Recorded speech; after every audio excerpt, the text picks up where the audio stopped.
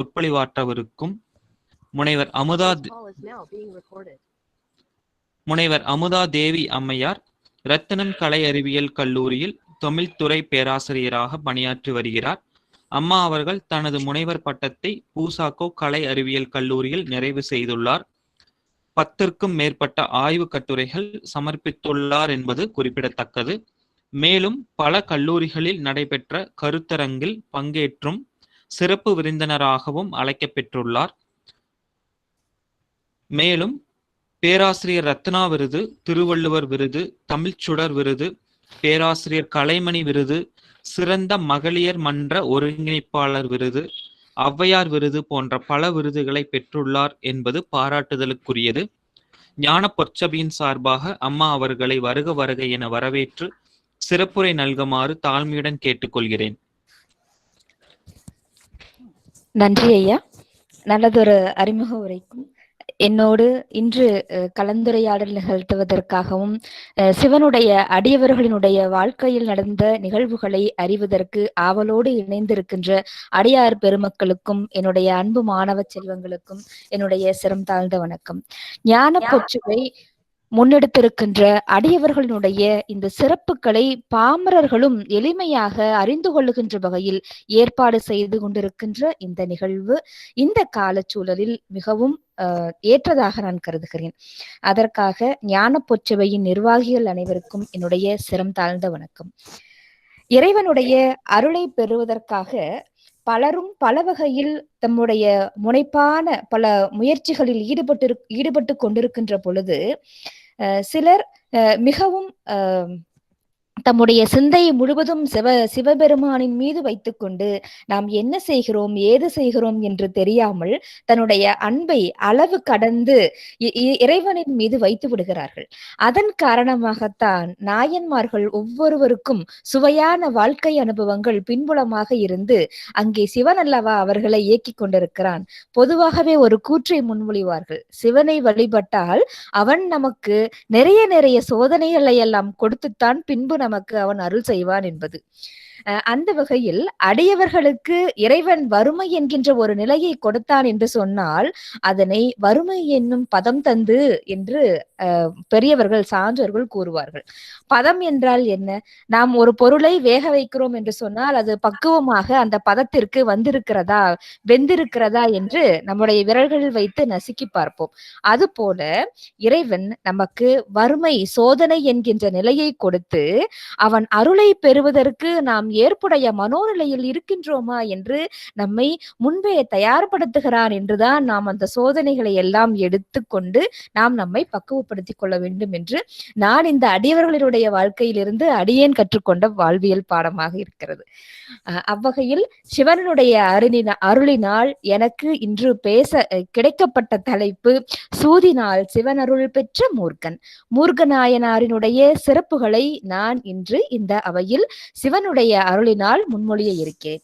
ஏதேனும் குற்றம் குறைகள் இருப்பின் அடியவர்கள் என்னை தயை கூர்ந்து மன்னிக்குமாறு சிரம் தாழ்ந்து கேட்டுக்கொண்டு என்னுடைய உரைக்கு செல்கிறேன். சைவ சமயத்தவர்களால் பெரிதும் மதிக்கப்படும் நாயன்மார்களில் ஒருவராக திகழ்ந்தவர் மூர்க்கநாயனார். இவர் தொண்டை நாட்டில் உள்ள திருவேற்காடு என்னும் ஊரில் வேளாளர் குலத்தில் அவதரித்து சிவத்தொண்டுகள் பல செய்து வந்தார். தொண்டை நாடு சான்றோர் உடைத்து என்கின்ற ஒரு உரை நம்முடைய சான்றோர் பெருமக்களால் காலம் காலமாக சொல்லப்படுகிறது. தொண்டை நாடு என்ற பெயரே நல்ல பல தொண்டர்களை கொண்ட காரணத்தினாலோ என்னவோ இந்த ஊரிற்கு தொண்டை நாடு என்று பெயர் வந்தது என்று கூறலாம். தொண்டை நாட்டினுடைய ஆளுகையின் கீழ் இருந்த நாடுகள் பல. இன்றைக்கு இருக்கின்ற காஞ்சிபுரம், திருக்கழுங்குன்றம், திருத்தணி, சென்னை, மயிலாப்பூர், திருவொற்றியூர் இவை எல்லாம் தொண்டை நாட்டினுடைய ஆளுகைக்கு உட்பட்ட பகுதியாக இருந்தது. அவ்வகையில் சென்னை மாநகரத்திற்கு அருகில் இருக்கின்ற திருவேற்காடு என்னும் ஊரில் அவதரித்து சிவத்தொண்டை செய்து வந்தவர் தான் நம்முடைய மூர்க்கநாயனார். இவருடைய இயற்பெயர் எது என்பது குறித்து எந்த விதமான குறிப்புகளும் நமக்கு கிடைக்கவில்லை. ஆனால் இவருடைய குணத்தின் காரணமாகவே இவர் மூர்கன் என்ற பெயரால் அழைக்கப்பட்டு வருகிறார். இவர் தமக்கு நினைவு தெரிந்த நாள் முதலாகவே சிவபெருமானினுடைய திருநீரை அணிந்து அடியவர்களை போற்றி வாழ்ந்து வந்த சிறப்பிற்குரியவர் மூர்கனார். மிக பெரும் செல்வந்தராக வாழ்ந்து வந்தவர். அடியவர்களுக்கு திருவமுது அளித்து அவர்கள் உண்டு மகிழ்ந்து அதை மரமாற அந்த காட்சிகளை தாம் கண்ட பிறகே தாம் உணவு உண்ணும் வழக்கத்தினை தம்முடைய வாழ்க்கையில் பின்பற்றி வந்தார். அனுதினமும் இவர் அடியவர்களுக்கு ஆற்றும் திருப்பணி நாளொரு மேனியும் பொழுதொரு வண்ணமுமாக வளர்ந்து கொண்டே வந்தது. அடியவர்கள் பலரும் இவர் இல்லம் நாடி வந்து இவர் செய்கின்ற சிவப்பணிக்கு இவருடைய அருள் மேலும் பெருகுவதற்காக இவருக்கு அருள் செய்து வந்தனர். இவர் இல்லம் நாடி வரக்கூடிய சிவனடியார்களின் எண்ணிக்கை நாளுக்கு நாள் அதிகரித்து கொண்டே வந்தது. அதனால் இவரிடம் இருந்த செல்வம் பலவும் இவருடைய திருப்பணிக்கே செலவானது. இருப்பினும் இவர் தன்னிடம் இருக்கின்ற பொருள், ஆடு, மாடு போன்ற பல செல்வங்களை எல்லாம் விற்று இவர் தம்முடைய திருப்பணிக்கு எந்தவிதமான இடையூறும் ஏற்படா வண்ணம் இவர் தொடர்ந்து திருப்பணிகளை செய்து கொண்டே வந்தார். பின்பு இவர் தமக்கு வறுமை ஏற்பட்டதே என்று ஒரு பொழுதும் இவர் அஞ்சவே இல்லை. தனக்கு எத்தனை துன்பம் வந்தாலும், சோதனை வந்தாலும், வறுமை ஏற்பட்டாலும் அவற்றை எல்லாம் விடுத்து சிவனடியார்களினுடைய திருவமுது செய்திருக்கின்ற கொள்கையை மட்டுமே தன்னுடைய குறிக்கோளாக கொண்டு அதிலிருந்து பிறழாமல் வாழ்ந்து வந்தவர் மூர்கனார். தம்மிடம் இருந்த பொருட்கள் எல்லாம் விற்று தம்மை நாடி வந்த சிவனடியார்களுக்கு தம்மால் என்ற சிவப்பணியை இவர் செய்து வந்த பொழுதிலும் இறுதியில் இவர் விற்பதற்கு ஒரு பொருளும் இல்லாத ஒரு சூழலை சிவபெருமான் இவருக்கு அருளினார். ஆனாலும் இவர் மனம் சோர்ந்து விடவில்லை. என்ன செய்யலாம்?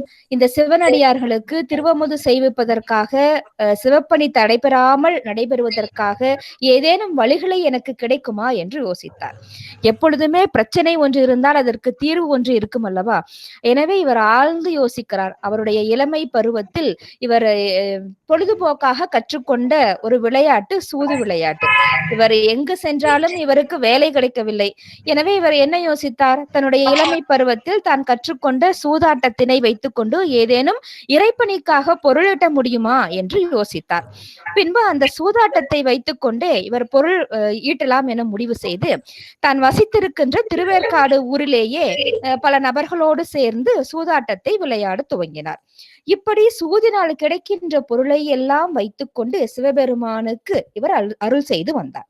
ஒவ்வொரு சூதிலும் இவர் கிடைத்த பொருளை அவர் கையாற கூட தொடுவது கிடையாது. அவருடைய பணியாளர்கள் வருவார்கள், அந்த செல்வங்களை எல்லாம் எடுத்துக்கொண்டு சென்று அப்படியே திருவமுது செய்வதற்காக எடுத்து சென்று விடுவார்கள். இவர் சூதாடும் பொழுது ஒரு சில ரகசிய உக்தியையும் கையாண்டு வந்தார். தாம் ஆடும் முதல் ஆட்டத்தில் தம்மோடு ஆடும் எதிரிக்கு வெற்றி வாய்ப்பை விட்டு கொடுத்து விடுவார். அதன் காரணமாக எதிரிக்கு என்ன சூழல் ஏற்படும்? நாம் இந்த ஆட்டத்துல ஜெயிச்சிட்டோம், அடுத்த ஆட்டத்துல இன்னும் நிறைய பொருளை வைத்து சூதாட வேண்டும் என்கின்ற மனோநிலையை அவர் அங்கே உருவாக்கி விடுகிறார். இதன் காரணமாக முதல் ஆட்டத்தில் தாம் வெற்றிக்கணியை சுவைத்ததன் காரணமாக அடுத்தடுத்த ஆட்டங்களில் அவர் அதிகமான பொருட்களை வைத்து சூதாடுவதற்கு துவங்கி விடுகிறார்கள். இப்படி முதல் ஆட்டத்தில் விட்டு சிறிய மீனை விட்டு பெரிய மீனை பிடிப்பது போல ஒரு நாசுக்கான ஒரு உக்தியை கையாண்டு இது வெறும் சிவனடியார்களுக்கு தாம் செய்ய வேண்டும் என்கின்ற அந்த திருப்பணி ஒரு பொழுதும் தடைபட்டு விடக்கூடாது என்கின்ற நோக்கத்தோடு மட்டுமே இவர் செய்து வந்த காரியமாகையால் இவருக்கு சூதாடுதல் என்கின்ற அந்த நிகழ்வும் கூட பாருங்கள் அடியவர்களே, அது ஒரு பெரும் குற்றமாகவே அங்கே அவர்களுக்கு தெரியவில்லை. வள்ளுவன் சொல்லுவான், பொய் பேசுவதில் கூடாது, அறம் பிறழ்ந்து நடக்கக்கூடாது என்பது. இங்கே அடியவர்களுக்கும் மானிடர்களுக்கும் இருக்கின்ற நிலைப்பாடு இங்கேதான் மாறுபட்டு காணப்படுகிறது. நாம இருந்தால் என்ன சொல்வோம்? சூது தவறு, திருடுவது தவறு, பொய் சொல்லுவது தவறு என்று நாம் ஒரு கொள்கையை, கோட்பாட்டை பின்பற்றுகிறோம். ஆனால் இந்த துன்பங்கள் எல்லாம் நமக்கு ஏற்பட்டால் நாம் இப்படி ஒரு பக்குவப்பட்ட நிலையில் இருப்போமா? கண்டிப்பாக இருக்க மாட்டோம். அதுதான் அடியவர்களுக்கும் சாதாரண மானிடர்களுக்கும் இருக்கின்ற வித்தியாசம். நமக்கு ஒரு துன்பம் என்று வந்தால் நாம் அந்த துன்பங்களை கடந்து செல்ல மாட்டோம், அந்த துன்பத்திற்குள்ளேயே உழன்று கொண்டிருப்போம். ஆனால் அடியவர் பெருமக்கள் அந்த துன்பத்தையும் இன்பமாக ஏற்றுக்கொண்டு ஒரு பொழுதும் அவருக்கு ஏற்பட்டிருக்கின்ற அந்த பணி தடைபட்டு விடக்கூடாது என்பதற்காக இன்னும் அவர் பல பொருட்கள் பல நபர்களிடம் சூதாடி இறைவனுடைய திருப்பணிக்காக அவர் பல இடங்களுக்கும் சென்று சென்று சூதாட துவங்குகிறார். இவருடைய இந்த நுட்பத்தை அந்த ஊரில் இருக்கின்ற திருவருக்காட்டில் இருக்கின்ற மக்கள் எல்லோருடனும் சூதாடி ஆயிற்று. எல்லா பொருட்களையும் அங்கே பெற்றுவிட்டாயிற்று. அவருடைய ரகசிய உக்தியும் எல்லோருக்கும் தெரிந்தாயிற்று. என்ன செய்யலாம் என்று இவர் யோசித்துக் கொண்டே இருக்கிறார். அவருடைய ஊரில் அவரோடு விளையாடுவதற்கு சரியான நபர்கள் அங்கே யாரும் இல்லாததன் காரணமாக இவர் என்ன செய்யலாம் என்று யோசித்துக் கொண்டிருக்கையில் அருகில் இருக்கின்ற குடந்தை என்று சொல்லக்கூடிய கும்பகோணம் நகருக்கு சென்று அங்கே சூதாடலாம் என்று இவர் சிந்தித்துக் கொண்டிருக்கிறார். ஒருவேளை கும்பகோணத்தில் சூதாடுகின்றவர்கள் யாரேனும் அதிகமாக இருந்தார்களோ என்னவோ அவருக்கு தெரியவில்லை. ஆனால் நாயனார் என்ன செய்கிறார், அருகில் இருக்கின்ற குடந்தை மாநகருக்கு சென்று அங்கே சூது வாயிலாக பொருள் கிடைக்கலாம் என்று எண்ணிக்கொண்டு குடந்தை மாநகருக்கு சென்று அங்கே பொருள் தேடுவதற்காக சூதாடுவதற்காக அங்கே செல்கிறார். இவர் சூதாடினாலும் அந்த சூதாட்டத்திலும் ஒரு வகையான அறத்தை பின்பற்றினார். எப்படி என்று சொன்னால், யாரேனும் முறை தவறி அந்த சூதாட்டத்தில் இசகு பிசக்காக விளையாடினார்கள் என்று சொன்னால் தான் இடுப்பில் வைத்திருக்கின்ற கரிகையால் அந்த கத்தியினால் அவர் குத்தி விடுவாராம். அந்த மூர்க்கத்தனத்தின் காரணமாகவே இவருக்கு மூர்க்கனார் என்று பெயர் வந்திருக்கிறது. நற்சூதன் என்று சுந்தரமூர்த்தி நாயனார் இவருக்கு சிறப்பு பெயரையும் கொடுத்து இவருக்கு திருவருள் செய்திருக்கிறார். இப்படி சூது பொருளையும் கூட இறைவனுக்கு திருப்பணி செய்வதற்காகவே கொடுத்து கொடுத்து கொடுத்து இவர் அந்த ஒரு பொருளை கூட தன்னுடைய வாழ்க்கைக்கு தன்னுடைய குடும்பத்திற்கு அவரை சார்ந்திருக்கின்ற குடும்ப உறவுகளுக்கும் அதே துன்பம் தான் வந்திருக்கிறது, அதே வறுமைதான் வந்திருக்கிறது. ஆனால் தன்னுடைய குடும்பத்திற்கு என்று ஒரு பொருளை கூட அவர் எடுத்துக்கொள்ளாமல் அதில் கிடைத்த எல்லா பொருட்களையும் சூதினால் கிடைத்த எல்லா பொருளையும் சிவனடியார்களுக்கு திருப்பணி செய்வதற்காகவே செலவிட்டு வாழ்ந்து வந்தார். அங்கே அடியவர்களுடைய வாழ்வியல் அறம் அங்கே போற்றப்படுகிறது. திருமங்கையாழ்வாரும் வழிப்பறி செய்து சிவபெருமானுக்கு ஆலய திருப்பணி செய்வதற்காக இங்கே முன்மொழிந்தார். வாய்மை எனப்படுவது யாதெனின் யாதொன்றும் தீதிலாத சொல் என்று சொல்லுவார்கள். பிறருக்கு அங்கே ஒரு தீங்கு வராத ஒரு செயல் அங்கே நிகழ்கிறது என்று சொன்னால் அங்கே பொய் கூட எதுவாக மாறிவிடுகிறது, வாய்மையாக அங்கே மாறிவிடுகிறது. பொய்மையும் வாய்மை இடத்த புரை தீர்த்த நன்மை பயக்குமெனில், நாம் ஒரு பொய்யை சொல்கிறோம் என்று சொன்னால் அந்த பொய்யின் காரணமாக யாரோ ஒருவருக்கு நன்மை கிடைக்கிறது என்று சொன்னால் அந்த பொய்யும் கூட இங்கே சரி என்கின்ற நிலைக்கு இங்கே கருதப்படுகிறது. அந்த உக்தியைத்தான் இங்கே முருகனார் அவர் எடுத்துக்கொண்டார். சூதாடுதல் தவறாக இருப்பினும் இங்கே சூதினால் கிடைக்கின்ற அருள், அந்த பொருளினால் யார் அங்கே பயன்பெறுகிறார்கள் என்ற உக்தியை மட்டும்தான் அந்த மூர்க்கனார் எடுத்துக்கொண்டார். தான் செல்வது அறம் பிறந்த ஒரு வழியாக இருந்தாலும் கூட, ஆனால் அங்கே செய்யப்பட்ட பொருள் பயன் யாரை சென்றடைகிறது, முழுக்க எந்தவிதமான எதிர்பார்ப்பும் இல்லாமல் இறைவனை அவனாக தன்னுடைய வாழ்க்கையை அவனாக அர்ப்பணித்துக் கொண்ட அடியவர்களுக்கல்லவா அந்த புகழ்.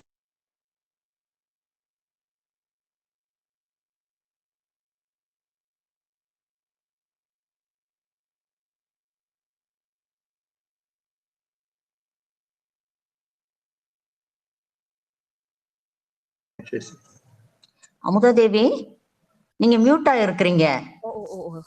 ஏரோ மார்க் தெரியாம வந்துருச்சு மேம். சரி, அன்மியூட் பண்ணிக்கோங்க. அடியவர்களுக்கு உணவு வழங்குவது சிறப்பான பண்பாக இருந்தாலும் இப்படி சூதாட்டம் செய்து இறைப்பணி செய்யலாமா என்ற வினா நம்முள் எழுவது இயல்பே.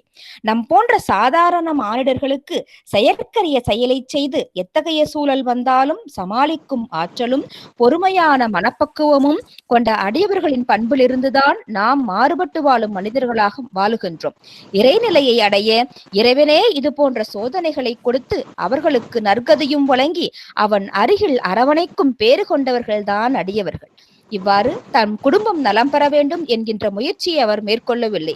தன்னை சார்ந்திருக்கின்ற இறைவனை நம்பியிருக்கின்ற அடியவர்கள் பயன்பெற வேண்டும், அந்த திருச்சேவைக்கு எந்தவிதமான இடையூறும் நேர்ந்து விடக்கூடாது என்கின்ற அந்த ஒற்றை புள்ளியில் அல்லவா அவன் அருளை பெறுவதற்காக இவர்கள் தொடர்ந்து பயணம் செய்து கொண்டே இருக்கிறார்கள்.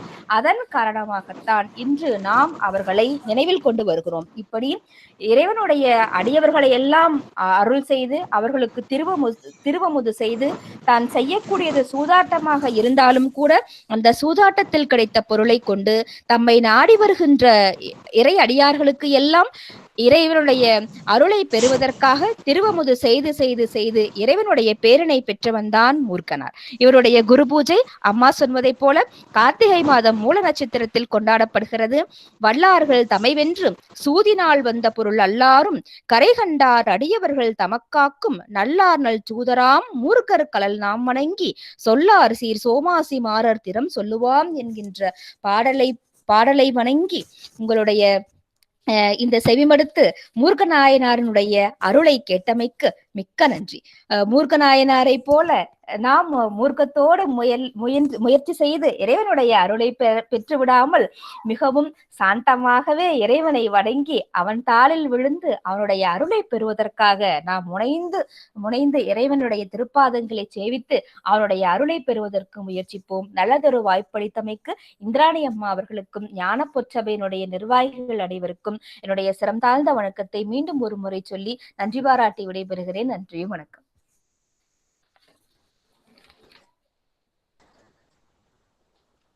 நன்றி அமுதாதேவி அம்மா.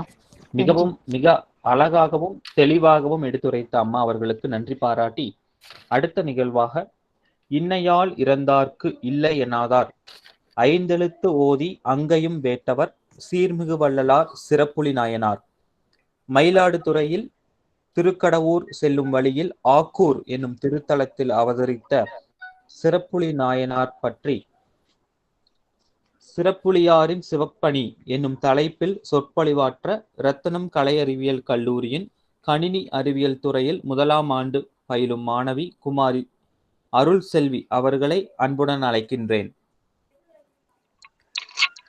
அவையில் கூடியிருக்கும் அனைவருக்கும் என்னுடைய சிறந்தாழ்ந்த வணக்கங்கள்.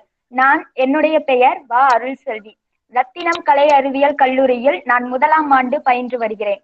ஈசனடி போற்றி நேசனடி போற்றி சிவன் சேவையடி போற்றி சிவன் சீர்கொண்ட புகழ்வல்லல் சிறப்புலிக்கு அடியே என சுந்தரனால் போற்றப்பட்ட சிறப்புலி நாயனார் பற்றி தான் நான் பேச வந்துள்ளேன். சிறப்புலி நாயனார் என்பவர் சைவ சமயத்தவர்களால் பெரிதும் மதிக்கப்படும் 63 நாயன்மார்களில் ஒருவராவார். பொன்னின் நாட்டின் இன்மையாற் சென்று இறந்தவர்களுக்கு இல்லை என்னாது ஈயும் தன்மையுடையவர்கள் வாழும் ஊர் திரு ஆக்கூர். அவ்வூரிலே அந்தனர் குலத்திலே தோன்றியவர் சிறப்புலி நாயனார். இப்பெருந்தகையார் நிதிமலை மாறிப்போல் ஈந்து உவக்கும் வள்ளலாய் திகழ்ந்தவர் இவர் பரிசுகள் தருவதில் வல்லவர், பஞ்சாட்சல மந்திரம் ஊதுவதில் சிறந்தவர், இனிமையாக பேசுபவர், நிறைய யாகம் நடத்தியவர். இவரை பார்ப்பதற்கு முன்பு இவரின் ஊரின் சிறப்பினையும் அந்த ஊர் பெயர் பெற்றதற்கான காரணத்தையும் நான் கூற விளைகிறேன். சோழவள நாடு, காவிரி பொங்கி வழியும் நாடு, உலகத்திற்கே சோறு போட்ட நாடு திரு ஆக்கூர். தெய்வ தரிசனம் தேனை காட்டிலும் மதுரமாக தொனிக்கும் இடம் அது. 24 மணி நேரமும் பூஜை, புனஸ்காரம், வேத அத்தியாயம் போன்றதுதான் அந்த ஊரில் நிகழ்ந்து வரும்.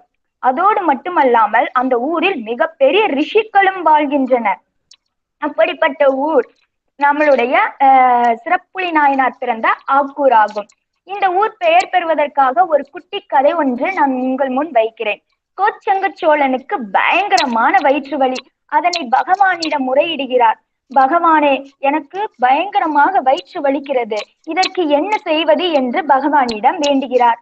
3 விருட்சம் சேர்ந்த இடத்தில் கோவில் கட்டு, உன் வயிற்று வலி போய்விடும் என்கிறார் பகவான். கொன்றை, பாக்கு, வில்வம் ஆகிய 3 விருட்சங்கள் சேர்ந்து இருக்கும் இடத்தில் இவர் கோவில் கட்டுகிறார். ஆனால் இடிந்து விழுகிறது. மறுபடியும் கட்டுகிறார், இடிந்து விழுகிறது. மறுபடியும் கட்டுகிறார், இடிந்து விழுகிறது. இவரால் பொறுக்க இயலவில்லை. மீண்டும் பகவானிடம் வருகிறார். பகவானே, என்ன சோதனை இது? எனக்கு ஏன் இந்த கோவில் கட்ட கட்ட இடிந்து விழுகிறது? என்னால் முடியவில்லை பகவானே என்கிறார். அதற்கு பகவானோ 48 நாட்களுக்கு 1000 பேருக்கு உணவளி என்கிறார். அதன்படியே அவரும் இசைந்து 48 நாட்களுக்கு 1000 பேருக்கு உணவளிக்கிறார். 48வது நாள் 1000வது பந்தியில் ஒருவர் அமர்கிறார். மிகவும் எளிமையான தோற்றம் கொண்டவர். ஆனால் அந்த எளிமையான தோற்றத்தில் வந்தவர் நம்மளுடைய சிவபெருமானே. ஆனால் பேதை மானிடர்களுக்கு அது தெரிவதில்லை. அவர் 48வது பந்தியில் அமர்கிறார். அப்பொழுது இக்கோச்சுங்க சோழனும் மற்றவர்களும் அவரை சந்தேகிக்கிறார்கள். இவரை இதுவரை நான் பார்த்ததே இல்லையே, இவர் யாராக இருக்கும் என்கிறார்கள்.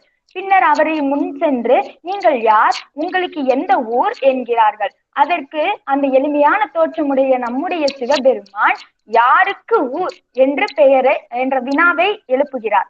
அப்பொழுது அங்கிருப்பவர்கள், ஒருவேளை இவன் உளவாளியாக இருப்பானோ, இல்லையெனில் கல்வனாக இருப்பானோ, அதுவும் இல்லை என்றால் இவன் திருடனாக இருக்க வாய்ப்பில்லை என்றால் இவன் யார், இவனுக்கு அடித்தால் மட்டுமே உண்மையை கூறுவான் என்று கை ஓங்குகிறார்கள். அப்பொழுது இவர் ஓடி போய் புற்றில் ஒளிந்து கொள்கிறார். புற்றில் போய் பார்த்தால் சிவலிங்கம் தோன்றுகிறது. அப்பொழுதுதான் தெரிகிறது வந்தது சிவபெருமான் என்று. இப்பொழுது இந்த கதையின் மூலமாக எனக்கு மற்றொரு கதையும் ஞாபகம் வருகிறது. சுந்தரமூர்த்தி நாயனாரை பற்றி நீங்கள் அனைவரும் அறிந்திருப்பீர்கள். சுந்தரமூர்த்தி நாயன்மார்களும் அவருடைய தொண்டர்களும் பயங்கரமான பசியினாலும் தாகத்தினாலும் வாடிக்கொண்டிருந்தார்கள். அப்பொழுது சிவபெருமான் எந்த வேடம் அணிந்து வந்திருந்தார் தெரியுமா?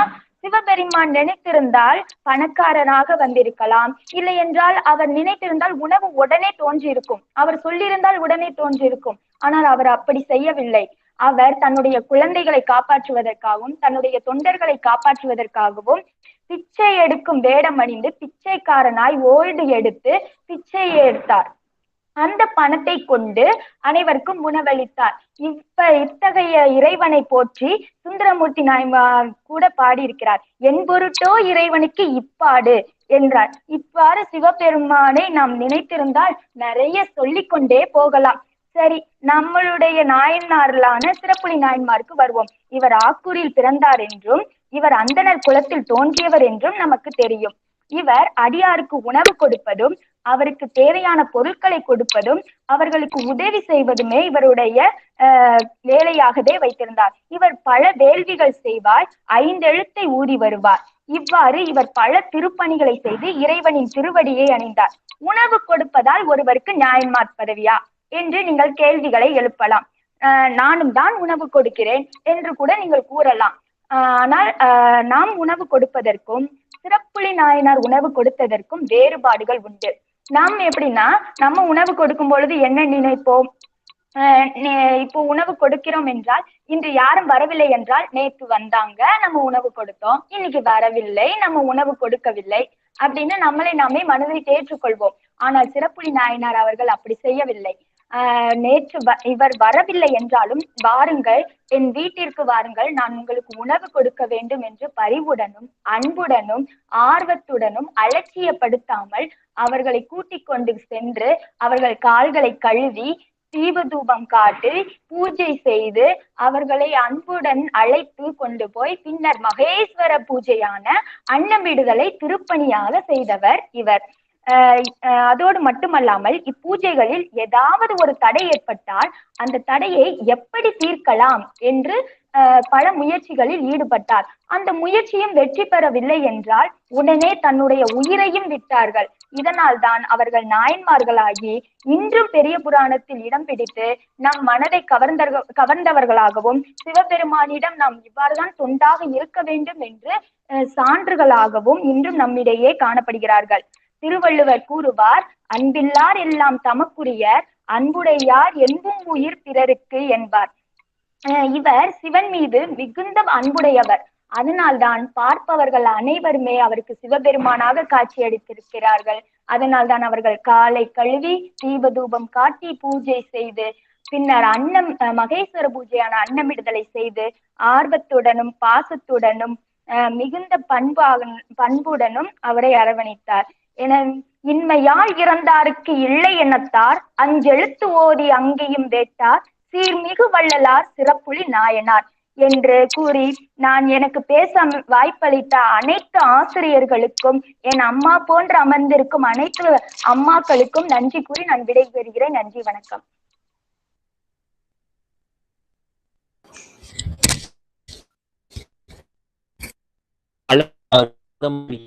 குமாரி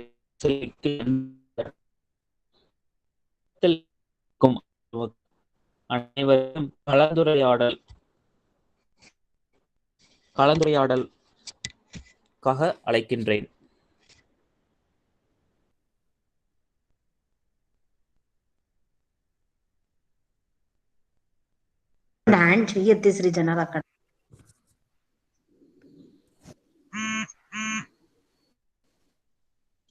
வணக்கம். வணக்கம்மா, பேசுங்க.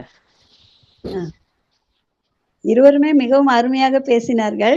இளைய தலைமுறைக்கு எங்களுடைய நல்வாழ்த்துக்கள். மேலும் மேலும் இந்த மாதிரி உரைகள் சிறக்க எங்களுடைய வாழ்த்துக்கள். மிகவும் நன்றி. நன்றி அம்மா. குழந்தைகளே. அம்மா, நீங்க குழந்தைகளோட சேர்ந்து என்னையும் சொல்லிட்டீங்க. எனக்கு ரொம்ப சந்தோஷமா இருக்கு. குழந்தைகளே அப்படின்னு சொல்லிட்டீங்க என்னையும் சேர்ந்து. நீங்களும் எங்களுக்கு குழந்தைங்கதாம்மா. ஆமாங்கம்மா, எனக்கு ரொம்ப சிவபெருமானோட சிவனடியாரோட தொண்டுகளை பத்தியும் சிவனை பத்தியும் நீங்க சொல்லும்போது எங்களுக்கு கேட்கறதுக்கு மிகவும் மகிழ்ச்சியா இருக்கு. இப்ப நாங்கெல்லாம் ரொம்ப லேட்டா தான் இந்த மாதிரி விஷயங்கள் எல்லாம் ஈடுபட்டிருக்கோம். நீங்கெல்லாம் இப்பவே ஈடுபட்டிருக்கீங்க. அது இப்ப 2வது பேசின குழந்தை படிச்சிட்டு இருக்குன்னு சொன்னாங்க. அதெல்லாம் கேட்கும்போது ரொம்பவே மகிழ்ச்சியா இருக்குது. மனசுக்கு ரொம்ப நிறைவா இருக்குது. அதனாலதான் 2 பேரையுமே சேர்த்து குழந்தைகள்னு சொல்லிட்டேன். ரொம்ப சந்தோஷம். என்னுடைய மாணவி தான். என்னுடைய மாணவி தான். வகுப்புல எப்பவுமே நான் வந்து இதை சொல்லுவேன், குழந்தைகளே குழந்தைகளேன்னு. என் பிள்ளைங்க என்னை கிண்டல் பண்ணுவாங்கம்மா, நீங்க ஒண்ணுதான் எங்க அம்மாவுக்கு அப்புறம் எங்களை எல்லாம் குழந்தைகளே குழந்தைகளேன்னு சொல்றீங்கன்னு. இப்ப அதே சொல்ல இவங்க கிட்ட இருந்து கேட்கும்போது எனக்கு ரொம்ப சந்தோஷமா இருக்கு. சரிங்கம்மா, ரொம்ப சந்தோஷம். நன்றிங்கம்மா.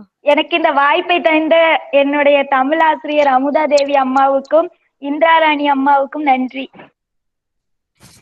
சரிங்க அருள் செல்வி அம்மா. இது போன்ற வாய்ப்புகளை மேன்மேலும் ஏற்படுத்தி கொண்டு நிறைய ஆன்மீக உரைகள் நிகழ்த்துமாறு உங்களை எல்லாம் கேட்டுக்கொள்கிறேன் அம்மா. நன்றி. நன்றி அம்மா. எல்லாருக்கும் வணக்கம். இந்த மாதிரி சின்ன படிக்கிற குழந்தைகளை வச்சே நீங்க நிறைய நிகழ்ச்சி நடத்தலாங்கிறது என்னோட அபிப்பிராயம்.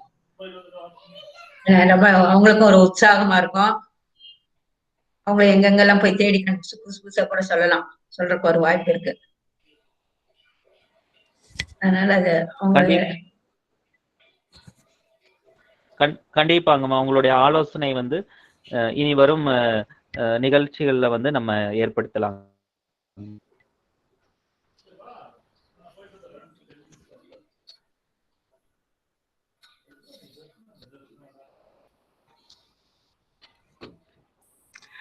அனைவருக்கும் வணக்கம். புதிதாக இணைந்திருக்கும் அனைவருக்கும் வணக்கம். நம்மளுடைய ஞான பொற்சபைக்கு முனைவர் அமுதாதேவி புதியவர் அல்ல. இதற்கு முன்பே சொற்பொழிவுகளை ஆற்றியுள்ளார். அவர்கள் நன்றாக திறம்பட பேசுவார். அனைவரையும் கவரும் விதத்தில் மிகவும் நன்றாக அவர் சொற்பொழிவு ஆற்றுவார் என்பது நாம் அனைவரும் அறிந்ததே. ஆனால் அதற்கும் ஒருபடி மேலாக அவர் ஒரு திறமையான ஆசிரியர் என்பதையும் தற்போது நிரூபித்துள்ளார். அவருக்கு இணையாகவே அவருடைய மாணவியையும் மாணவியையும் அழைத்து கொண்டு வந்து இங்கு பேச வைத்தது மிகவும் பாராட்டுதற்கு உரியது.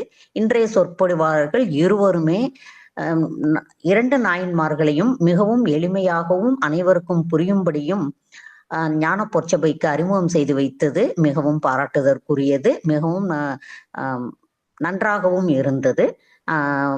இதே போல் மாணவர்கள் இதில் கலந்து கொண்டு நம்மளுடைய சைவத்தை பரப்பினால் நாமும் நம்மளுடைய இந்து சமயமும் மிகவும் உன்னதமான நிலையை அடையும் என்பதில் சிறிதும் சந்தேகமே இல்லை. இருவருக்குமே என்னுடைய பாராட்டுக்கள். நன்றிங்கம்மா. நன்றிங்கம்மா.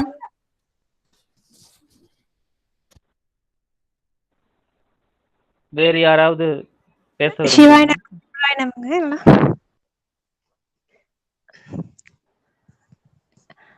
மேடம் பேசுங்க, கேக்குது, பேசுங்க. நம்மளா பேசுறேங்க. ஆக்சுவலா வந்துட்டு இந்த பாடம் சொல்லி கொடுக்கறவங்க, இந்த கலைகள் சொல்லி கொடுக்கறவங்க எல்லாம் ஆசிரியர்கள் ஆன்மீகம் ரிலேட்டடா எல்லாம் சொல்லி கொடுத்து அவங்க கர்மாஸ் எல்லாம் வெளியே எப்படி எடுக்கிறது அப்படின்னு வந்து இந்த மாதிரி சிவன் ரிலேட்டடா உள்ளதுல எல்லாம் இறங்கி சொல்லி கொடுக்கறவங்க எல்லாம் வந்து குரு அப்படின்னு வந்து எனக்கு குரு சொல்லி கொடுத்துருக்காங்க. இப்ப பாக்குறப்ப அமுதா தேவி அம்மா ஆசிரியர் இடத்துல இருந்து அவங்க கீழே இருக்கிற ஒரு மாணவிக்கு அவங்க இந்த லைன்ல கொண்டு வந்து அவங்க வந்து கிட்டத்தட்ட ஒரு குரு ஸ்தானத்துக்கு வந்து மேல வந்துட்டு இருக்காங்க. ரொம்ப பெரிய விஷயம் அது. எங்க எங்க காலத்துல எல்லாம் இந்த மாதிரி ஆன்மீகம் ரிலேட்டடா உள்ளதெல்லாம் வந்துட்டு நாங்க காலேஜ்ல இதுல எல்லாம் படிச்சது இல்ல. ஆனா இப்பதான் எங்களுக்கு இதெல்லாம் கிடைச்சிருக்கு. ஆனாலும் வந்து மிஸ் பண்ணாம இதெல்லாம் கேட்கணும். என் குழந்தைய விட சின்ன பொண்ணு இந்த பொண்ணு. இது பாக்குறப்ப ரொம்ப சந்தோஷமா இருக்கு. இந்த ஏஜ்ல வந்து இந்த பொண்ணு இந்த ஸ்டேஜ் எல்லாம் வந்து யூஸ் பண்ணிக்கிறாங்க. அத வந்து காமிச்சு கொடுக்கறதுக்கு அவளுக்கு நல்ல ஒரு ஆசிரியர்லாம் கிடைச்சிருக்காங்க அப்படின்னு நினைக்கிறப்ப நிஜமா வந்துட்டு அந்த ஆசிரியருக்கும் மாணவிக்கும் வாழ்த்துக்கள். Thank you ma'am. நன்றிங்க அம்மா.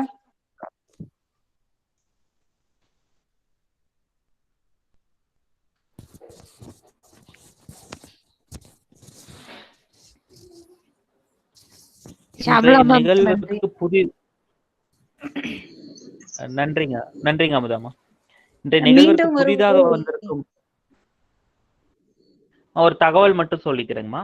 மல்லிகாமா ஒரு தகவல் சொல்லுங்க மட்டும் சொல்லிக்கிறேங்க. சொல்லுங்க. இன்றைக்கு புதிதாக இணைந்திருக்கும் அடியார்களுக்கு வந்து நம்ம ஞான பொற்சபையில் வந்து வருகின்ற காலத்தில் நடைபெறவிருக்கும் நிகழ்ச்சிகளை வந்து நீங்க தெரிஞ்சுக்கணும், பங்கேற்கணும் அப்படின்னா உங்களுடைய வாட்ஸ்அப் நம்பர் வந்து சேட் பாக்ஸ்ல போட்டீங்கன்னா உங்களுடைய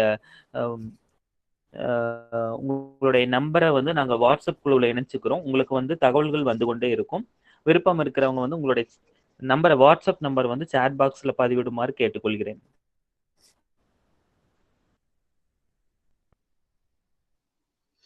மீண்டும் ஒரு முறை வாய்ப்பு எடுத்துக் கொள்கிறேன்.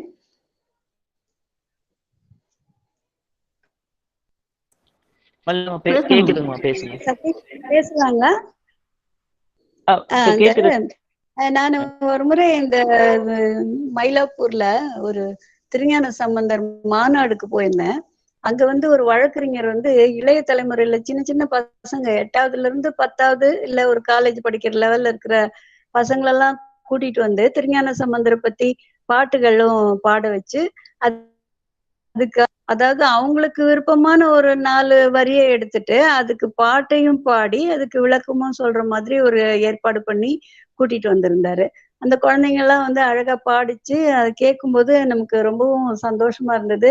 இப்படிதான் இந்த இளைய தலைமுறைக்கு வந்து நம்ம எடுத்துக்கிட்டு போக முடியுமே தவிர பாடத்திட்டத்துல எல்லாம் கொண்டு வரதுக்கு வாய்ப்பு இல்லாம இப்போ நிலைமை இருக்குது. அதனால நீங்களும் தொடர்ந்து இப்போ இந்த ஆன்லைன்ல இருக்கிறவங்க இப்ப யாரெல்லாம் இப்போ வாத்தியாரா இருக்கிறீங்களோ டீச்சர்ஸ் இருக்கீங்களோ அவங்க எல்லாரும் வந்து இது மாதிரி ஏதாவது காம்படிஷனுங்க அது மாதிரி நடத்தி இந்த இளைய தலைமுறைய உள்ளுக்கு கொண்டு வந்தா ரொம்பவும் நல்லா இருக்கும். அவங்க வீட்லயும் எல்லாருக்கும் ஒரு நல்ல பக்தி மார்க்கம் ஏற்படும் அப்படின்றது என்னோட தாழ்மையான கருத்து. அதை தெரிவிச்சுக்கிறேன்.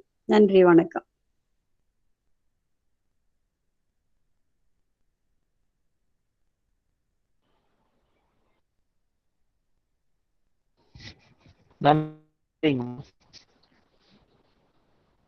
மேடம் வாழ்த்து பாடிடலாங்க மேடம்.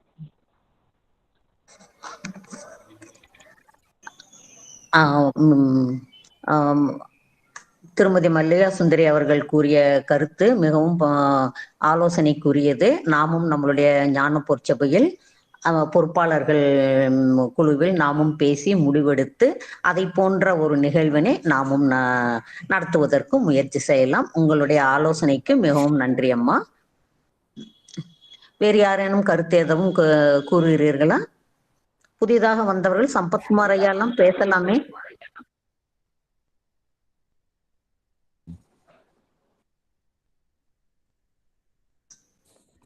கார்த்திக் ராஜீவ் சார் என்கிட்ட வந்து வாட்ஸ்அப்ல வந்து இந்த என்னை கேட்டிருந்தாரு. அவர் தான் ஏதோ குழுவில இருந்து எடுத்தாரு. அவர் அறிமுகம் செய்துட்டு ஏதோ பேசலாம்னு நான் நினைக்கிறேன். ஐயா வந்து ரொம்ப ஆர்வமா என்கிட்ட கேட்டாரு, அம்மா இணைப்பை வந்து அனுப்புங்க அப்படின்னு சொல்லி கேட்டிருந்தாரு. ஐயா உங்களை அறிமுகம் செய்துட்டீங்கன்னா எங்களுக்கு கொஞ்சம் ஏதுவாக இருக்கும்.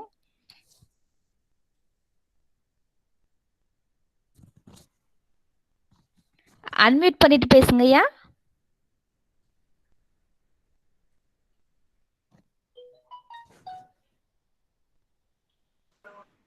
சரிங்களா? இப்ப கேக்குதா?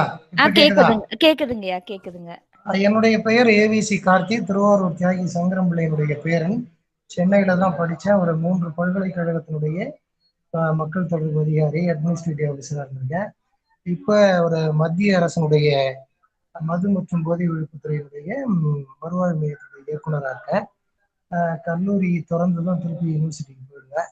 திரைப்பட கல்லூரி முன்னாள் மாணவன். நிறைய சீரியல்கள்லாம் நடிச்சிருக்கேன். திரைத்துறையில் இருக்கிறேன். சினிமா இயக்குனர், நடிகர். ஐநாசத்தினுடைய திட்டங்களில் பணியாற்றிட்டு இருக்கிறேன். என்னுடைய குடும்பத்தில் நான் 3வது தலைமுறையில் சமூக பணியில் 3வது தலைமுறை. என்னுடைய தாத்தா ஐபி சங்கரம் பிள்ளை, அப்பா வந்து ஆசிரியர். ஒரு இந்திய செஞ்சிலுவை சங்கத்தில் 36 வருஷம் பணியாற்றினாங்க. அதுக்கு அடுத்ததுன்னா கிட்டத்தட்ட இதுவரையிலும் ஒரு 350 விருதுகள், சான்றிதழ்கள் பெற்றிருப்பேன். ஆன்மீகத்திலையும் தொடர்பு அதிகமாக உள்ளன. திருவாரூருங்கிறதுனால தியாகராஜ சுவாமியுடைய பக்தர் தான். திருவாரூரில் சைவ குடும்பத்தில் பிறந்தானா. அதுக்கு மேலே எனக்கு எப்படி சொல்றதுன்னு தெரியல. உலக நாடுகள் பூரா என்ன ஓரளவுக்கு சமூக சேவையிலையும் தெரியும். தமிழ் இலக்கியங்கள், கவிதைகள், பட்டிமன்றங்கள் இதெல்லாம் தமிழ்நாடு கூட ஓரளவுக்கு அனைத்து கல்லூரிகள்லையும் அனைத்து தமிழ்ச்சங்கங்கள்லையும் எனக்கு தெரியும். தமிழ் வளர்ச்சித்துறை, தரமணியில் சென்னையில் இருக்கக்கூடிய உலகத்தமிழ் ஆராய்ச்சி நிலையத்தில் எல்லாத்துலேயும் ஓரளவுக்கு எனக்கு தமிழ் ஈடுபாடு அதிகமாக உள்ளன.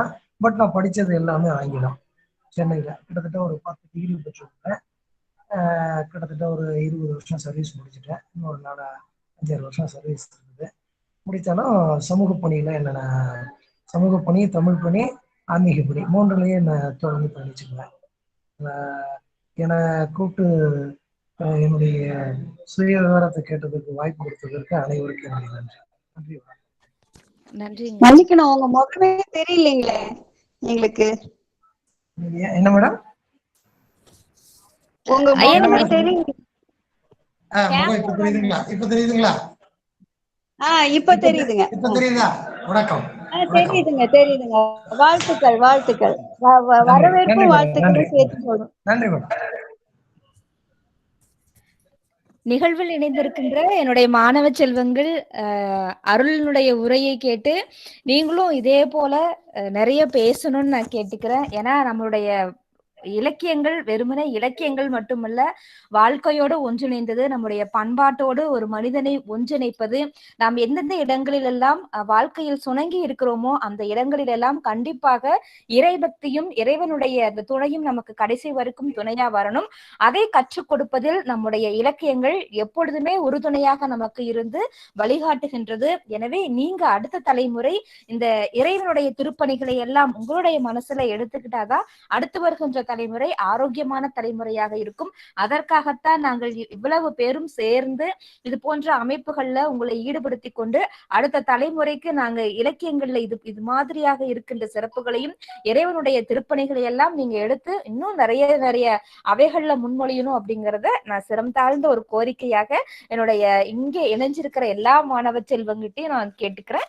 இன்னைக்கு இந்த வாய்ப்பை அழகா பயன்படுத்திட்டு என்னுடைய அன்பு மாணவி அருள் செல்வி ரொம்ப அழகா பேசினாங்க. அவர்களுக்கும் இந்த தருணத்துல நான் வாழ்த்துக்களையும் நன்றியும் சொல்லிக்கிறேன். இந்த வாய்ப்பை உருவாக்கி கொடுத்த இந்திராணி அம்மாவுக்கும் மீண்டும் ஒரு முறை என்னுடைய நன்றி. ஞான பொற்சபைக்கும் என்னுடைய சிரம் தாழ்ந்த வணக்கம். வணக்கங்க. இப்ப நான் ஒண்ணு சொல்றேன். அதாவது இந்த குழந்தைகளுக்கு திருவாசகம், தேவாரம், இறைவனுடைய பாடல்கள், தமிழ் பாடல்கள் இதெல்லாம் ஏற்கனவே நான் செவ்வாய்க்கிழமை சாயந்தரம் 6 மணிக்கு 6ல இருந்து 7 வரைக்கும் சின்ன குழந்தைகளுக்கு சொல்லி கொடுத்துட்டு இருக்கேன். பெரியவங்களுக்கெல்லாம் சனிக்கிழமை ராத்திரி 7 மணிக்கும், வியாழக்கிழமை இந்தியா டைம் வியாழக்கிழமை காலையில 8 மணிக்கு, அமெரிக்காவில் இருக்கவங்களுக்கெல்லாம் வேணுங்க காலையில 8 மணிக்கும் இலவசமா தான் எடுத்துட்டு இருக்கேன். கிட்டத்தட்ட ஒரு 30-35 வருஷம் அந்த எல்லா ஸ்கூல்லும் சேர்த்து காம்படிஷன்லாம் வச்சு, அதாவது நமச்சிவாய் வாழ்க, சிவபுராணம், முக்கியமா பெரியவாது சொன்னதுனால அதுல காம்படிஷன் வச்சு எல்லாருக்கும் இது கொடுத்துட்டு இருந்தது, பிரைஸ் கொடுத்துட்டு இருந்தது. யார் வேணாலும் அதுல கலந்துக்கலாம். என்னுடைய நம்பர் இந்திராணி அம்மா கிட்ட சொன்னீங்கன்னா, இல்லைன்னா இதுல போடுறதுனாலும் போட்டுடலாம். நீங்க யார் வேணாலும் திருமுறைகள் கத்துக்கிறக்கும், சிவபுராணம், அபிராமி அந்தாதி இதெல்லாம் கற்று பயன்பெறலாம். வணக்கம்.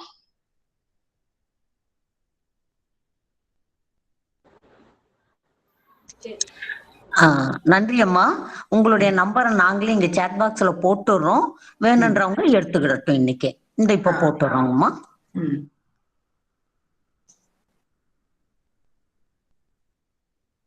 மேம் மேம் நான் பேசலாமா மேம்? பேசுங்கம்மா, கேக்குது, பேசுங்க. என் பேரு பிரியதர்ஷினி. நான் வந்து ரத்னம் கலையறிவியல் கல்லூரியில தான் நானும் படிக்கிறேன். 1ஆம் ஆண்டு கணினி அறிவியல் பாடப்பிரிவுல படிக்கிறேன். நானும் அமுதாமாவோட மாணவி தான். அருள் செல்வியும் நானும் ஒரே வகுப்பு தோழிகள் தான். இது வந்து எப்பயுமே போன பொற்சபையிலையும் நான் கலந்திருந்தேன். அப்பயும் வந்து அமுதாமா வந்து சொன்னது எல்லாமே வந்து நெகிழ்ச்சி ஊட்டக்கூடிய அளவுக்கு எனக்கு இருந்தது. இன்னைக்கு சொன்னதும் அப்படிதான் இருந்தது. எனக்கு வந்து அப்போ அமுதாமா சொன்னதுல இருந்து, அதுதான் என்னோட முதல் பொற்சபை நிகழ்வுங்கிறனால அவங்க சொன்னதுல இருந்து எனக்கு சிவன் மேல கொஞ்சம் பற்றுதலும் பக்தியும் அதிகமா இருந்தது. இன்னைக்கு இதை கேட்கும் போது எனக்கு என்ன தோணுதுன்னா, சிவன் பத்தி கேட்கிறதும், அடியார்கள் பத்தி கேட்கிறதும், நாயனார்கள் பத்தி கேட்கிறதும், சிவனோட திருவிளையாடல்கள் கேட்கிறதும் எப்படி இருக்குன்னா, ஒரு அள்ள குறையாதது, கேட்க திகட்டாதது, அந்த மாதிரி சொல்ல தோணுது எனக்கு. ரொம்ப சந்தோஷமா இருக்கு. நான் நெக்ஸ்ட் டைம் நானும் பேசுவேன் அப்படின்னு நான் சொல்றேன். அப்புறம் எங்க மேம் எல்லாரும் நல்லா பேசினாங்க.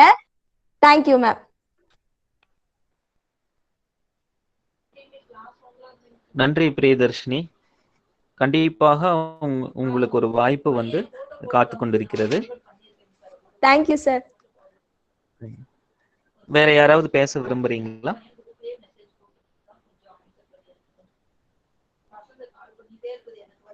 வணக்கம். வணக்கம் ஐயா. கேக்குதுங்கம்மா, பேசுங்க. வகுப்பு 2 பேருமே கிளாஸ் நல்லா அருமையா எடுத்திருந்தாங்க. அமுதா மேடம் நல்லா சொன்னாங்க. சின்ன பொண்ணா இருந்தாலும் அந்த அருள் செல்வி பேசினது ரொம்ப அருமையா இருந்தது நாயன்மார்களை பத்தி. அதுக்கப்புறம் இந்த மேனகா மேடம் கூட லிங்க் கொடுத்துருக்குறாங்க. அவங்க இதில் கூட ஜாயின் பண்ணிக்கலாம்னு நினைக்கிறேன். இந்த பிரியா சிவாவும் நல்லா லாஸ்ட்ல நல்லா பேசினா, சின்ன பொண்ணா இருந்தாலுமே நல்லா பேசினாங்க. இது மாதிரி ஞான புற்சபை இது மாதிரி பண்றது ரொம்ப சந்தோஷமா இருக்கு. சிவ தொண்டு செய்யறது 2 பேரும் பேசுனது எனக்கு ரொம்ப அருமையா இருந்ததுங்க ஐயா. மறுபடியும் யூடியூப்ல வரும்போது மறுபடியும் ஒரு தடவை கேட்கலாம். நல்லா மிக்க மகிழ்ச்சிப்பா. மகிழ்ச்சி சார். நன்றிங்கம்மா. பாய்ண்ணா.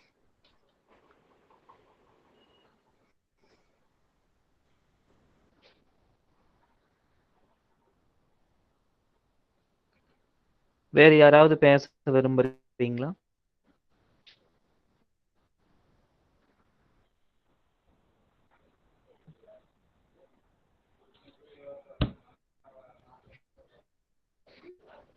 மேடம் மேடம் ஒரே ஒரு நிமிஷம். நம்மளுடைய பல கூட்டங்களில் பொற்சபையின் கூட்டங்களில் கலந்து கொண்ட திரு ஜார்ஜ் மாரியண்ணன் அவர்களை அவரும் தன்னை அறிமுகப்படுத்தி கொண்டு சில வார்த்தைகள் பேசுமாறு அழைக்கிறேன்.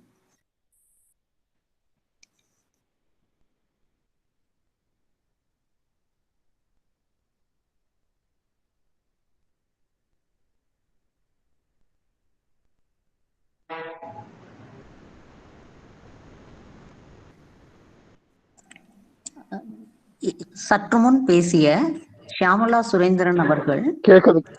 ஐயா வணக்கம் ஐயா, பேசுங்க. வணக்கம்மா. சிவாய நம. என் பேர் வந்து முனைவர் ஜார்ஜ் மாரியண்ணன்.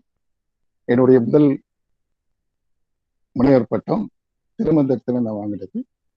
அது வந்து காசி இந்து பல்கலைக்கழகத்துல 26 பேர் மாத்திரம் கொண்ட ஒரு குழு அந்த முனைவர் பட்டத்துக்காக தகுதி தேர்வு பெற்றது. என்னுடைய தலைப்பு அகார முதலாய் 51 என்ற தலைப்பில் நான் வந்து எடுத்த திருமந்திர வார்த்தைகளுக்காக வேண்டி என்னுடைய ஆய்வு கட்டுரையை நான் அங்க சமர்ப்பிச்சிருக்கேன். அது வந்து ஆங்கிலத்திலையும் ஹிந்தியிலும் இருக்கு. நான் முகவரி இல்லாமையே இருக்கணும்னு நினைச்சேன். அதுக்கப்புறம் ஜெர்மன் பல்கலைக்கழகம் எனக்கு வந்து இருந்துட்டு ஒரு சித்த மருத்துவத்தில் முனைவர் பட்டமும், அதைத் தொடர்ந்து இந்திய ஒரு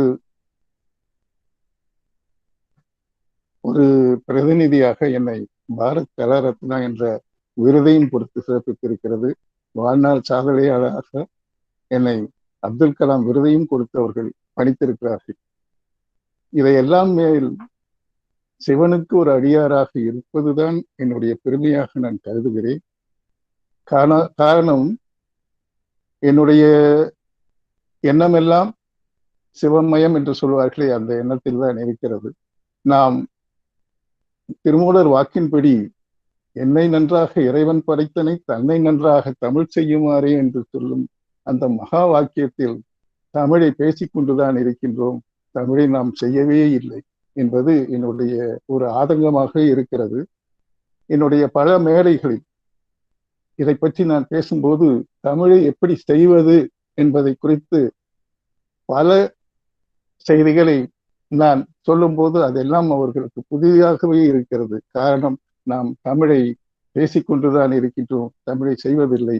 தமிழுக்கு பின்னால் ஒரு எழுத்து இருக்கிறது, ஒரு பருவம் இருக்கிறது, எண் இருக்கிறது. இதையெல்லாம் நாம் சரியான முறையில் பயன்படுத்த ஆரம்பித்தால் இந்த தமிழ் என்பது ஒரு தெய்வ மொழி என்பதை உலகம் உணர்ந்த காரணத்தினால்தான் எங்கெங்கு நோக்கினும் சிவலிங்க வழிபாடு இருந்திருக்கிறது.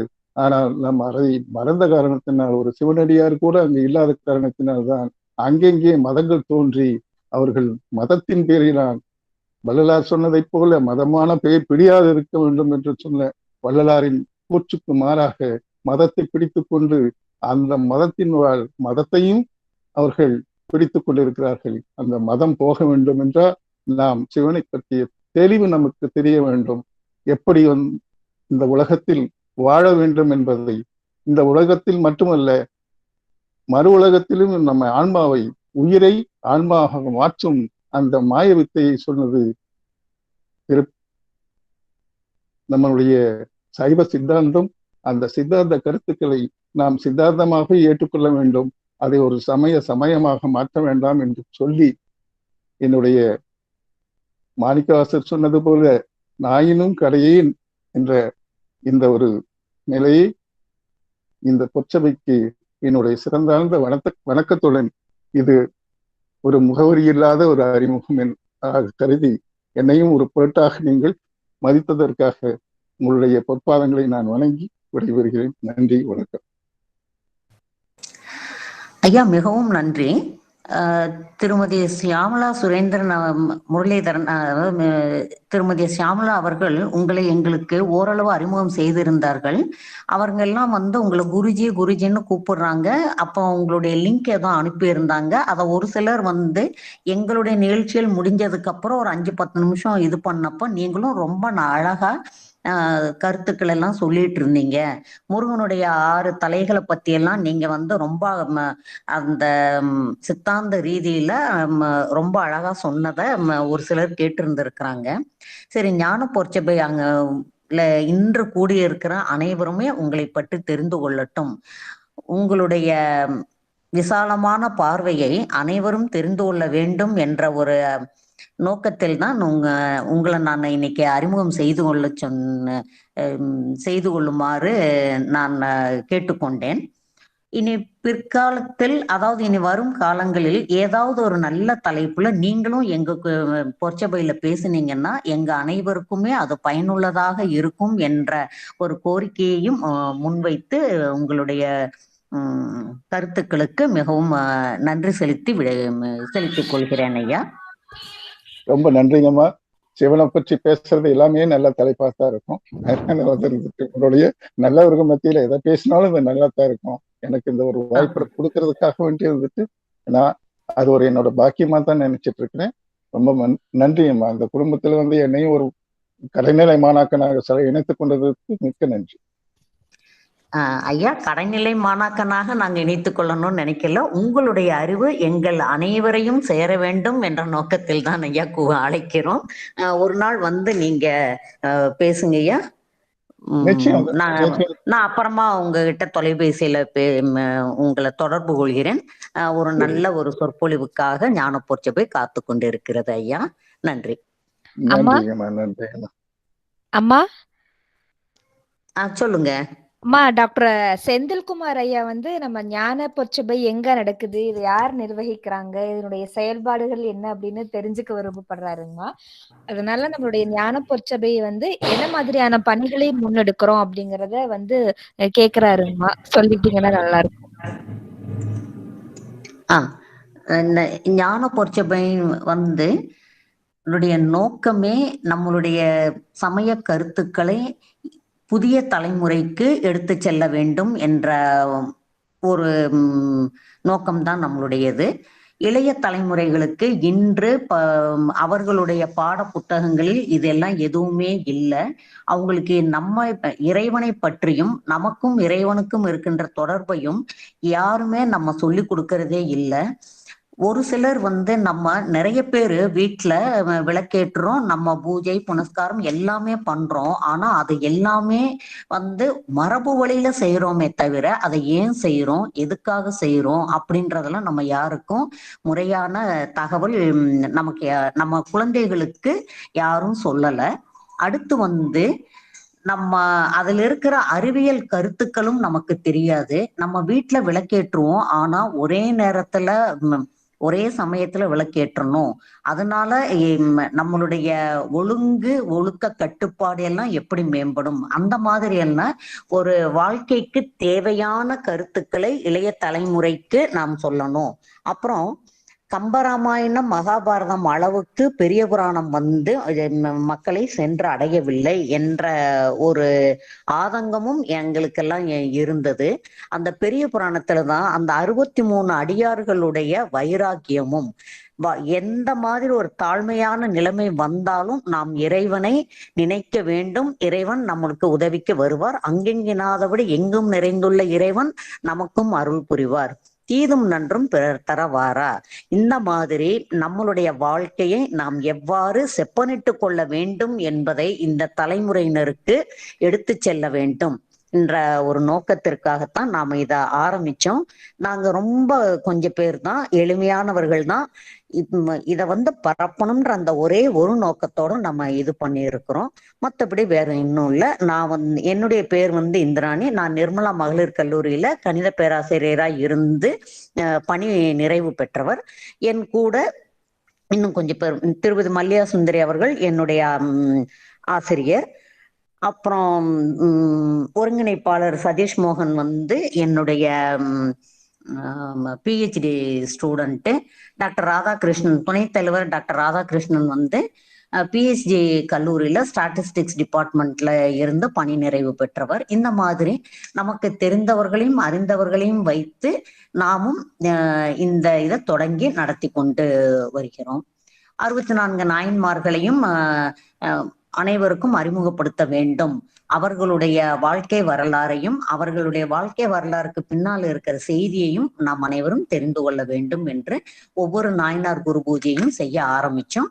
அதுக்கப்புறமா நவராத்திரி விழா கொண்டாடணும், அதுக்கப்புறம் கந்தசஷ்டி விழா கொண்டாடி இருக்கிறோம். இனி மேலும் நீங்க எல்லாரும் நிறைய பேர் முன் வந்தீங்கன்னா நம்ம இன்னும் பல நிகழ்ச்சிகளில் நாம் கலந்துரையாடி என்ன செய்யணும்ன்றதெல்லாம் இன்னும் நம்ம கலந்து பேசி நிறைவாக செய்யலாம். நன்றி. ஞான பொற்சபையை பற்றி இன்னொரு முறை நான் அனைவருக்கும் சொல்ல வேண்டிய ஒரு தருணத்தை தாங்கள் ஏற்படுத்தி கொடுத்ததற்கு நன்றி. அம்மா வணக்கம். நன்றிம்மா. என் பேர் செந்தில்குமார். டாக்டர் என்ஜிபி கல்லூரியில் வந்து தமிழ் துறையில் உதவி பேராசிரியராக இருக்கேன். என்னுடைய சொந்த ஊர் வந்து நீடாமங்கலம், திருவாரூர் டிஸ்ட்ரிக்டில் நீடாமங்கலம். இப்போ அங்கே தான் இருக்கிறேன். ஒரு கணித பேராசிரியர் வந்து தமிழ் மேலே ஒரு மிகுந்த பற்று கொண்டு நீங்கள் வந்து இந்த ஒரு மிகப்பெரிய சேவையை செஞ்சிட்ருக்கீங்க. அது வந்து தமிழ் உலகத்திற்கு நீங்கள் கிடைச்ச ஒரு மிகப்பெரிய பொக்கிஷம் அப்படின்னு கூட சொல்லலாம்.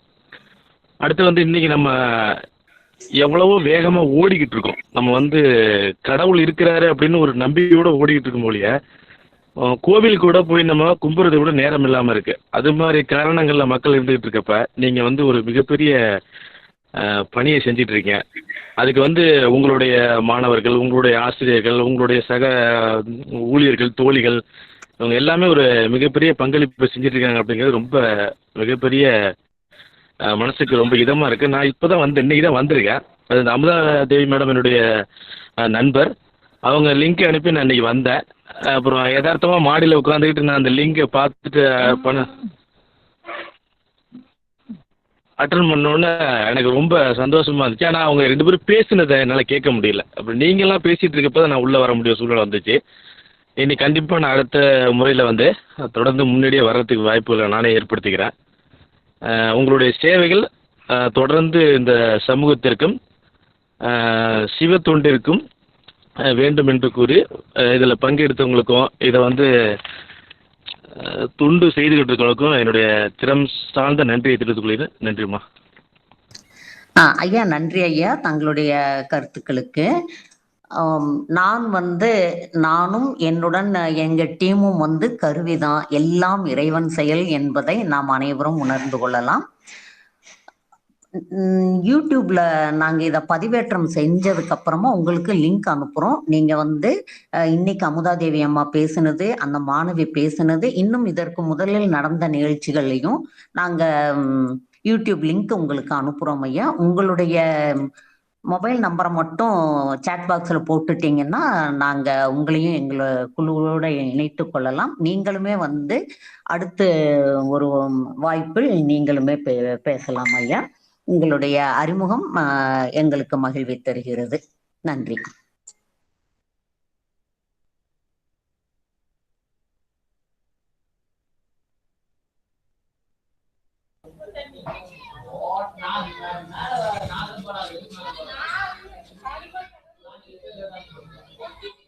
மேடம், வேற யாராவது பேசுறாங்களாங்க மேடம்?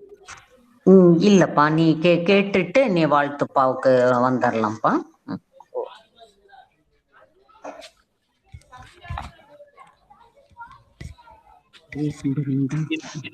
இன்றைய நிகழ்ச்சியை சிறப்பாக மேலும் மேலும் சிறப்பித்ததுக்கு திருமதி அமுதாதேவி அம்மா அவர்களுக்கும் அவர்களது மாணவி குமாரி செல்விக்கும் நன்றி பாராட்டி, இப்பொழுது ஞான பொற்சபையில் நடைபெறும் அனைத்து நிகழ்ச்சிகளிலும் பங்கேற்று நம்முடன் உறுதுணையாக இருக்கும் செயற்குழு உறுப்பினர் மல்லிகா சுந்தரி அம்மா அவர்களை வாழ்த்துப்பா பாட அன்புடன் அழைக்கின்றேன்.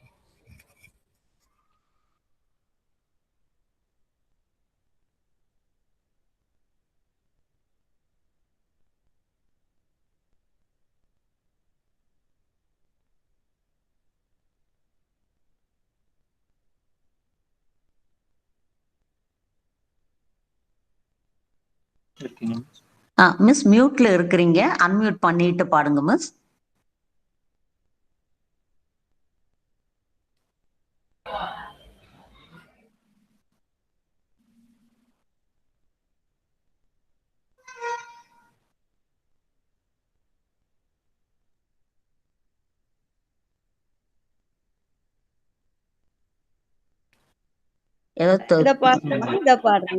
போயிடுச்சு. இத பாடுறேன். திருச்சிற்றம்பலம். உலகெல்லாம் உணர்ந்து ஓதற்கு அரியவன், நிலவுலாவிய நீர்மலி வேணியன், அலகில் சோதியன் நம்பலத்தாடுவான், மலர் சிலம்படி வாழ்த்தி வணங்குவான். வான்முகில் வழாது பெய்க, மலிவளம் சுரக்க, மன்னன் கோன்முறை அரசு செய்க, குறைவிலாது உயிர்கள் வாழ்க, நான் மறை அறங்கள் ஓங்க, நற்றவம் வேள்வி மல்க, மேன்மை கொள் சைவ நீதி விளங்குக உலகமெல்லாம், மேன்மை கொள் சைவ நீதி விளங்குக உலகமெல்லாம், மேன்மை கொள் சைவ நீதி விளங்குக உலகமெல்லாம். ஹரஹர நம பார்வதி பதையே, ஹரஹர மகாதேவா. தென்னாடுடைய சிவனே போற்றி, எந்நாட்டவர்க்கும் இறைவா போற்றி. திருச்சிற்றம்பலம். சிவசிதம்பரம். நன்றி, வணக்கம். அனைவருக்கும் நன்றி.